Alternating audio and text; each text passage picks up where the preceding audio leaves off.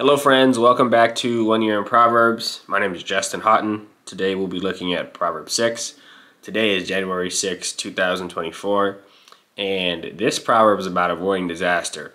So in the previous proverb on January 5th, we talked about avoiding adultery. And like I mentioned, the three proverbs in succession, 5, 6, and 7, all talk about in some way avoiding sexual sin and destruction.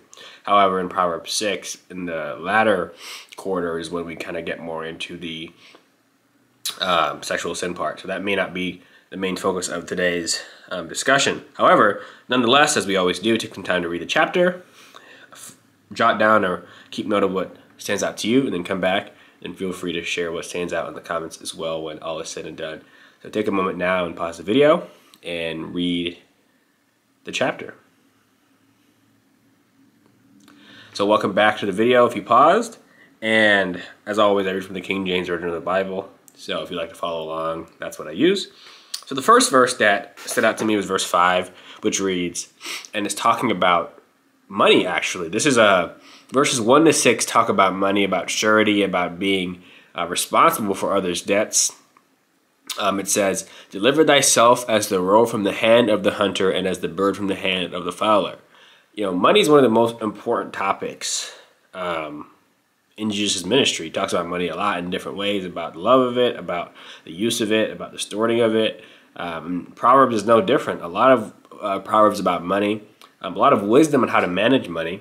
And one of the concepts about money and debt is delivering thyself from debt that others are responsible for, that you have to pay if they falter on. One of the popular teachers of the day, Dave Ramsey, whose philosophies I was very involved in, really is very serious about debt, and I see biblical support for it. There's arguments that say you can use debt, good debt, to make money, but there's a principle on debt you can find throughout Proverbs that really say to more avoid it and deliver yourself from it. And this one is one that's really emphasizing as from an animal that's being hunted, a roe from a hunter or a bird from a fowler. So very, very strong words there. And in verse 6, this is more about working hard. It says, go to the ant, thou sluggard, consider her ways and be wise.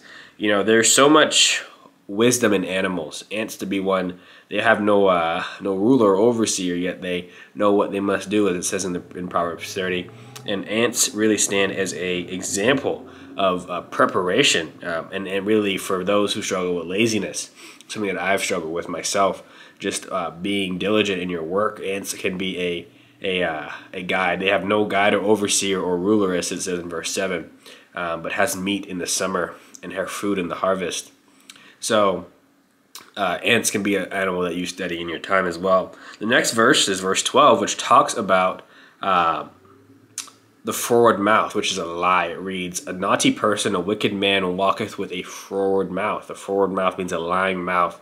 God is not a God who likes lies. It actually progresses to say these are the things that the Lord hates. And in verse 14 and 19, it says in verse 14, forwardness is in his heart. This is the wicked man. He devises mischief continually, and he soweth discord. And it goes on in verse 19 to say, a false witness that speaketh lies, and he soweth discord among brethren. Right? God hates these things, because when brethren are in disunity, it creates strife, it creates destruction, it creates broken families, and God doesn't like that. And lies are the root of that, and God hates a forward mouth and people who speak wicked and sow discord among brethren. And God loves, it says in the Psalms, when brothers dwell together in unity. It's a blessing. So let us not speak lies, but let us speak the truth amongst each other and amongst our families and amongst our neighbors. And in verse 23, we go on as well to just a real a premonition, more say, to keep the commandment. You know, it reads, for the commandment is a lamp, and the law is light, and reproofs of instruction are the way of life. So back to this concept of the commandments being a path upon which we enter into life. It keeps us from destruction. It keeps us in the paths of life. It keeps us from the evil woman, from the strange woman, it says in verse 24. It protects us. In verse 27 and 28, we see really now this idea about this warning against adultery. And it goes on to say, can a man take fire in his bosom and his clothes not be burned? Can one go upon hot coals and his feet not be burned? Right? If you have fire within your bosom and you are standing upon hot coals, you're destroying yourself, destroying your body. And there's much pain associated with that. You cannot expect to engage in activity that is self-destructive and not be destroyed, right? And that is what the warning is. Choose life. The adulteress will hunt for the precious life of a man, right? And when somebody does these things and somebody commits adultery, we see in verse 32, as we mentioned yesterday, whoso committeth adultery with a woman lacketh understanding. He hath done it to destroy his own soul. He that doeth it destroyeth his own soul. As the 8th commandment says, thou shalt not steal. Do not steal away your life. Do not give away your life. Do not rob yourself of life.